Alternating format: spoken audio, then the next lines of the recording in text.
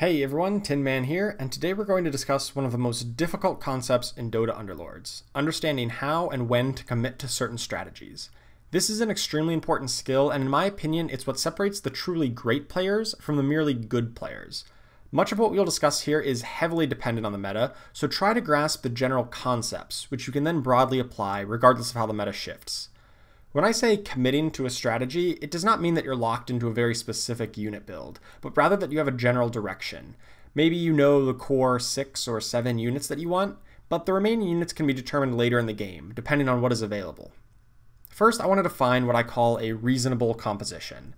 A reasonable composition is really any build that makes logical sense to put together. If you watch my composition building video, you understand that most compositions have a front line and a back line, along with supporting alliances that overlap between the two. That's a reasonable composition. It has parts that logically make sense that pair together. A composition that isn't really reasonable would be something like 3 hunters and 3 mages. In most cases, these two backline alliances are at odds with each other, and they occupy so many spots that you will not have a strong front line. Or other builds that have a wide mix of units that don't complete major alliances or don't work particularly well together would make an unreasonable composition. An important note, what makes a reasonable composition is not really dependent on the meta. A composition may be considered bad or weak in the current meta, but it may still be reasonable in the sense that they have units that complete relevant alliances and work well together, even if those particular alliances and units are considered weak. To better understand build paths and to really know when to switch or to commit to certain builds, you need to have a strong knowledge of what compositions exist in the game at any given time. And this can change heavily from every patch. For instance, in the last patch, Lycan was changed from a warrior to a hunter. This dramatically affected what warrior and hunter builds were possible at different stages in the game. A lot of that knowledge will come from just playing the game and paying attention not only to what you build, but to what your opponents build as well. If an opponent has an interesting build, write it down, study it for a bit, and see what makes it work. See what alliances they have and how they work well together. Once you do that, you can understand and add that build to your knowledge of possible compositions. Another way is to go to a site like underlords.space, which lets you experiment with different builds. You can select different units to put in, see what alliances they create, and how you can fit different units in. Link is in the description below.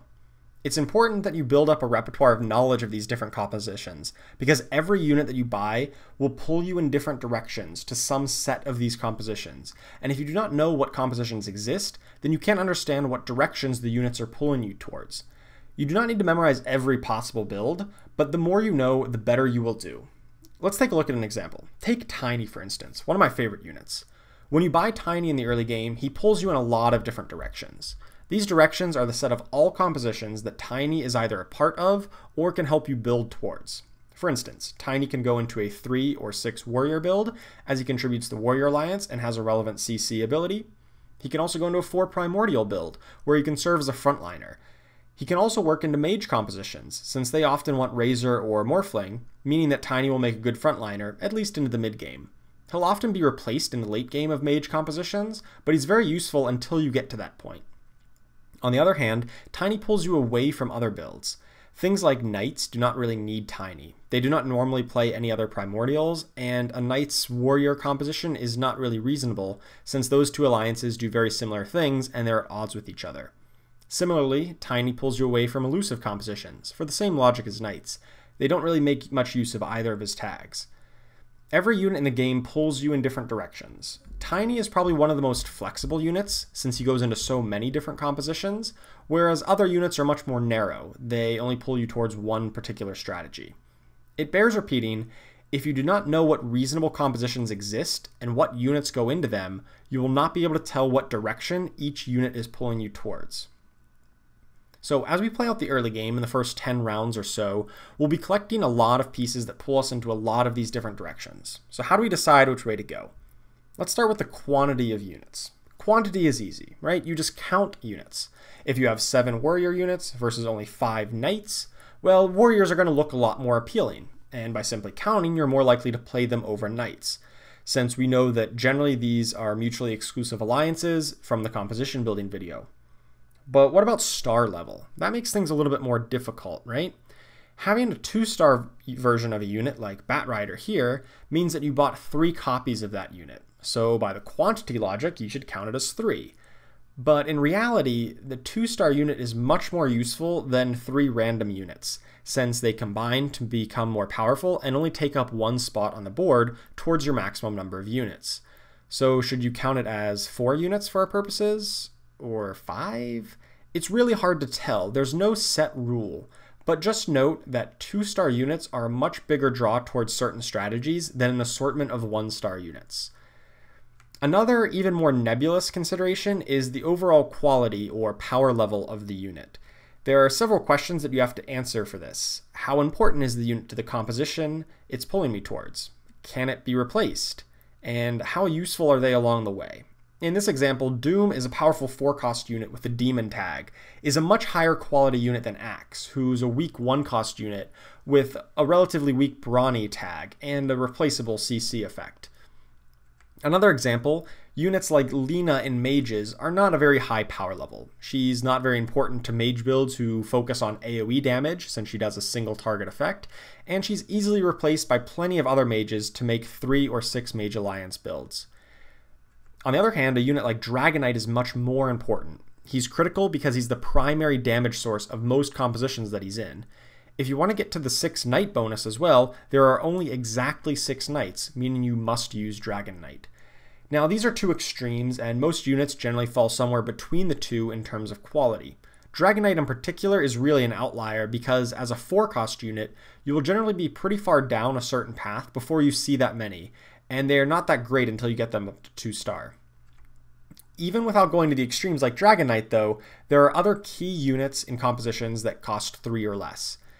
These key units are essentially the highest quality pieces in the early and mid game. They are strong standalone units, and they go into your build right away and provide a strong power boost. And they also stay into the composition for most, if not all, of the game. Getting these key units to 2-star will be the largest draw to a particular strategy. Some current examples include Chaos Knight and Luna for Knights, Slark or Phantom Assassin for Assassins, and Shadow Fiend for Warlocks and Mages. But these exact units are subject to change based on a changing meta, but the concept will persist. So how do we balance this quantity and quality? Well, it's very tricky, and I wish I could give some hard and fast rules about it, but I really think this is something that's very situation dependent, and it's something that is best learned by experience. Just make sure that you're considering both the quantity of the units that you have and their respective quality when making a decision on which strategy to pursue. Luckily though, we have more information to work with. The second consideration is what compositions and units are currently strong in the meta. Needless to say, this will change with every balance patch, and is one of the main things that keeps the game interesting and fresh over time. Oftentimes, this information comes in the form of tier lists or best build lists, like the ones I've posted to my channel, link below. You can see these resources to sort of bias your decision making towards the best compositions. That's not to say that you can blindly follow them each game, but you can use them to identify what units and compositions are strong, and then factor that into your quantity and quality calculation. As an example, let's say we know that Hunters are really strong right now, the best build in the meta, and Assassins, on the other hand, not so great. By round 10, let's say you have 5 Hunter units versus 7 Assassin units, assuming equal quality. Without regards to the meta, you'd probably be inclined to go Assassins here. You have more of them after all. But because we know how strong Hunters are, it's really a lot closer than you think. This is not to say that you cannot play Assassins just because they're a little bit weak in the current meta, but they just have a higher bar to clear. Assassins are still a reasonable composition if, say, the next round offers you 3 more Assassins, the sheer quantity can outweigh their relative meta weakness. Just like judging the quality of units though, this is highly subjective. Every person you ask will have their own take on what the best build is and which ones are better than others. You should try to formulate your own opinions on what is strong and what isn't. Don't just blindly follow the others. Regardless, you should understand that these tier lists and meta builds are not to be used as a blueprint for every game, rather they are biases and nudges in certain directions that need to be considered in tandem with what units and items you're offered in the game. The last factor to consider, other than quantity and quality of units and the current meta, is what compositions your opponents are going for. The unit pool in Dota Underlords is shared between all players. That is, if I buy a unit, I have removed that unit from the pool, making it more rare for other players in the future. If several players are all going to buy hunters, for instance, there will be a lot less of them for you to get, and it'll be more difficult to assemble a strong composition. Going for a less contested strategy will make the units easier to find and upgrade. But I want to stress that this is the third most important consideration, and it's not quite as big a deal as some players seem to think. The unit pool for each unit in Dota Underlords is relatively large compared to similar games in the genre, so that even when multiple opponents are going for the same strategy, like 5 hunters in this example here, there are still plenty of units available for you to get what you need, and it really only reduces the odds by a little bit. Instead, treat it as sort of a tiebreaker for other factors. Everything else being equal, going for a less contested build will probably yield a better result. Another factor to consider in this is compositional counters. Some compositions are simply stronger against others. Like, for instance, burst damage focused mage builds are strong against the sustained healing of warlock builds.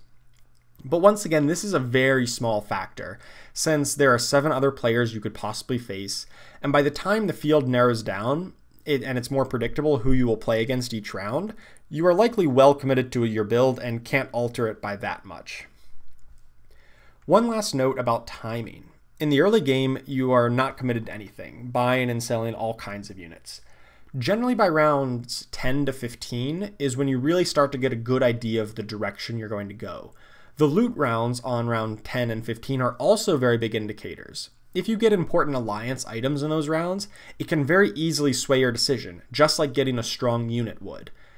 But you can decide earlier or later depending on the situation. There's one important concept for you that you need to consider when determining when to commit to a strategy. The idea is that earlier in the game, there's a very high threshold for what is required to fully commit to a strategy. You need to have lots of units and items that support a single strategy to go in on that very early on. This is because early in the game, the unit quality is generally lower. 1 and 2 cost units are generally going to be weaker than 3 and 4 cost units. But also you has seen a smaller percentage of the total units that you will see in the game. By the mid-game, you'll have collected some more information and more possible options that can better inform your decision making. So you don't want to preemptively commit whenever you don't have all the information. On the flip side, the later the game goes, you need to lower your standards and commit to the best option you have available at the time, even if it isn't overwhelmingly stronger than the other options. If you're torn between 2 different strategies by, say, round 17, it's often best to just go in the direction of the next strong unit or item that you get. Time is running out in the game, and so each round that passes represents a larger and larger proportion of all the units you'll see for the rest of the game. Indecision is a sure recipe for disaster, and it's often better to fully commit to a less than ideal strategy than to split your focus and fail at doing both. So that covers the basic considerations for when to commit and when to switch compositions. I know a lot of this was in very general terms because the exact value of units changes dramatically based on the meta and balance patches. The specific units that you want to value more highly and which strategies are strong at any given time are best learned by experience and experimentation. If this helped improve your gameplay, please do like and subscribe and give me any feedback in the comments. Don't forget to turn on notifications so you can keep up to date with my daily Dota Underlords content. This video is made possible in part by my awesome Patreon supporters, so if you like this type of content and want to see more of it, please do consider supporting me there, and let me know what types of content and benefits you would like to see. Thank you so much for watching, and I will see you next time.